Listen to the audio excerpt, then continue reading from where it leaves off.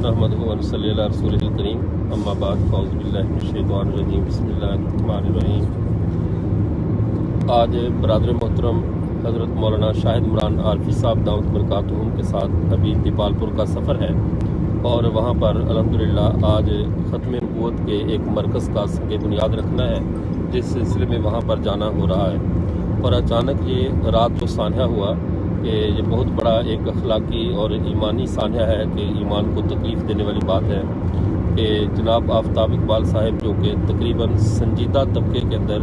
عزت کی نگاہ سے دیکھے جاتے تھے، لیکن انہوں نے چند جملے بول کر اپنی ہی عزت داؤ پر لگا دی، اور حضرات صحابہ اکرام رضوان اللہ تعالیٰ علیہ مجمعین کے بارے میں دانستہ یا نادانستہ ایسے الفاظ کہہ دیے کہ جو قطعاً کسی مسلمان کو زیب نہیں دیتا کہ اس جماعت کے بارے میں ایسے الفاظ کہے۔ لیکن ہمیں اس سب سے پہلے تھوڑا سا ہم جو اس وقت نظریاتی کشمکش جاری ہے، نظریاتی جنگ جاری ہے، اس کو سمجھ لینا چاہیے۔ اب یہ فرقوں کی یا جماعتوں کی ان لوگوں کی وہ بات نہیں رہ گئی، اب بات اس سے آگے بڑھ چکی ہے۔ پہلے جب یہود و نصارہ کا جو طریقہ واردات تھا، جس میں انہوں نے باقاعدہ عیسائیت کو ریکنسٹرکشن کے نام پہ تباہ کیا، اس کے اندر ان کے جو معتقدات تھے، مسلمات تھے، جو ان کی جس چیزوں کا تعلق عیسائیت کے اعتقاد کے ساتھ تھا، انہوں نے ان کو پہلے نشانہ بنایا، اور باقاعدہ جو سب سے بڑا مستشرق ریمنڈ لولس تھا، اس نے اپنی ایک میٹنگ کے اندر یہ کہا تھا، اب ہم مشرقی علوم کے مطالعے کو مقدس صلیبی جنگ کے طور پر استعمال کریں گے، چونکہ یہ پہلے مسلمانوں سے تاتاریوں کے بعد یہ عیسائی شکست کھا چکے تھے۔ اس شکست کا بدلہ انہوں نے یہ لیا کہ اب باقاعدہ ہمارے اوپر نظریاتی جنگ کو مسلط کر دیا۔ اس کا پہلا باضابطہ تجربہ ریکنسٹرکشن کے نام پہ اسلام کے جو ایک متعلقہ معتقدات چلے آ رہے ہیں، ان سب کو یعنی تباہ کرنے کے لیے، اس کے اندر تخریب کاری کرنے کے لیے انہوں نے پہلا تجربہ یہ کیا تھا کہ اس کے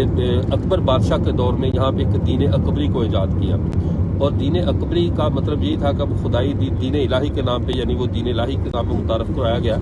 اب ان کا مقصد یہی تھا کہ کسی نہ کسی طرح مسلمان پرانے دین سے پیچھے ہٹ جائیں۔ پھر اس ہندوستان پہ نظریاتی طور پہ پے در پہ تجربات کیے گئے، پھر اس کے بعد نبوت کا ششہ کھڑا کیا گیا تاکہ نبوت کے بارے میں ان کے ایمان کو آزمایا جائے۔ لیکن جب پوری امت مسلمہ نے اپنے ایمان کے اندر ایسی مضبوطی کا اظہار کیا کہ اپنے اعمال کے اعتبار سے، عسکری سیاسی قوت کے اعتبار سے، ہر اعتبار سے مسلمان پریشان حال ہونے کے باوجود ختم نبوت کے معاملے میں اتنے خوشحال نکلے، اتنے وہ ایمان پر مضبوط نکلے کہ یہ قادیانیت کا اور جھوٹے نبیوں کا دجل جہاں نہ چل سکا۔ پھر اگلا مرحلہ تھا حدیث کے انکار کا، پھر حدیث پہ اوپر حملہ کیا گیا،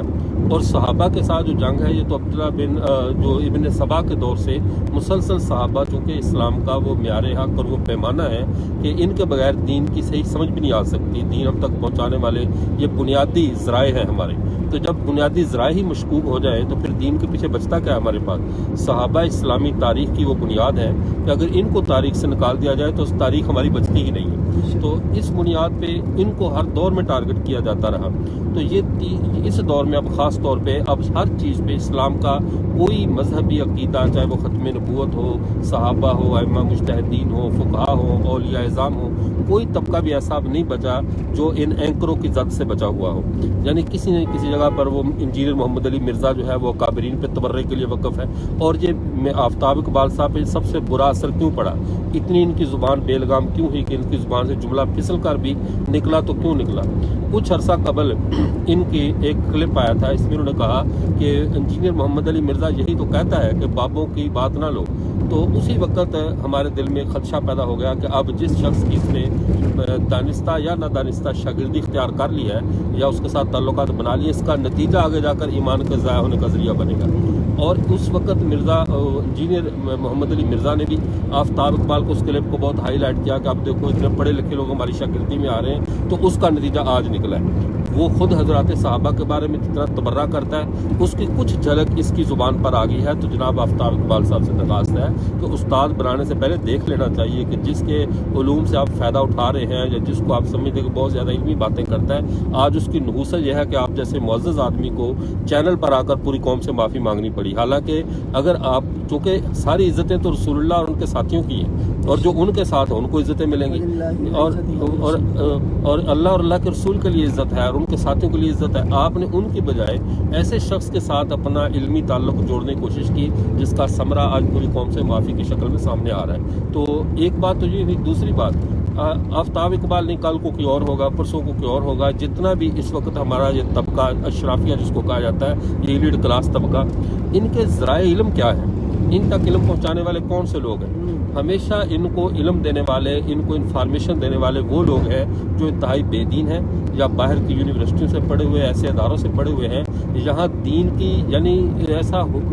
شکل بگاڑ کر مسخ کر کے ان تک پہنچائی جاتی ہے کہ ان بیچاروں کو پتہ بھی نہیں چلتا کہ ہم کیا بیان کر رہے ہیں. یہ سمجھتے ہیں کہ ہم نے جو پڑھا وہی بیان کر رہے ہیں, حالانکہ ان کا لٹریچر, ان کا نصاب وہی ہوتا ہے جو آکسفورڈ یونیورسٹی سے یا ادھر ادھر سے آیا ہوا ہوتا ہے اور وہ ہمارے مذہب سے بالکل کوئی تعلق نہیں رکھتا ہوتا, بیچ نہیں کرتا ہوتا. اس وجہ سے ایک تو ان لوگوں کے ساتھ جن ہمارے بڑے حضرات کے تعلقات ہیں, یعنی بڑے بڑے ہمارے مبلغین ہیں, علماء ہیں, وہ صرف ان کے ساتھ صرف کھڑے ہونے, دوستی اور کھانے پینے کی حد تک محدود نہ رہیں, بلکہ ان کے عقائد کو بھی چیک کرتے رہا کریں. جس کا جس اینکر, جس صحافی اور جس بھی مشہور شخص سے کوئی تعلق ہو وہ کوشش کرے کہ اس کے اعتقادات پر بھی محنت کرے, اس کے عقیدے کو درست رکھے. کیونکہ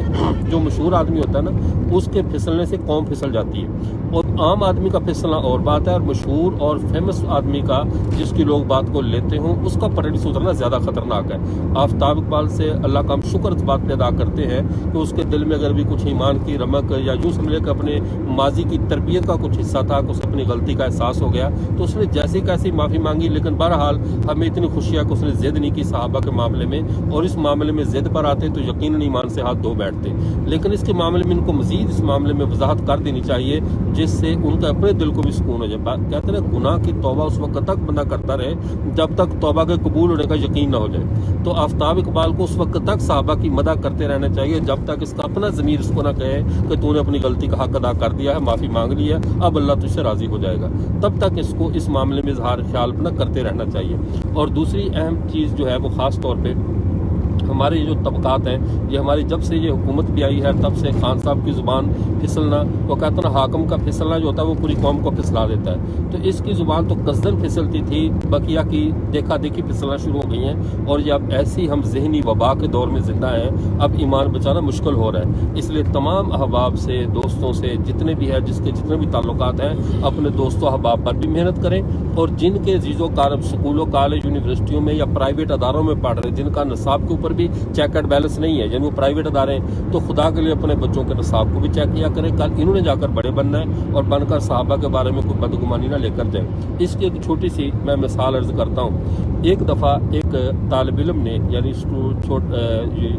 میٹرک کا طالب علم ہوگا غالباً, اس نے ایک عجیب سوال کیا. کہنے لگا کہ جی وہ یہ بتایا جائے کیا گرل فرینڈ کا رکھنا جائز ہے, گرل فرینڈ ہم بنا سکتے ہیں؟ اب سوچئے ہمارے اسکول و کالج میں کیا پڑھایا جا رہا ہے, کس طرح کی تربیت کی جا رہی.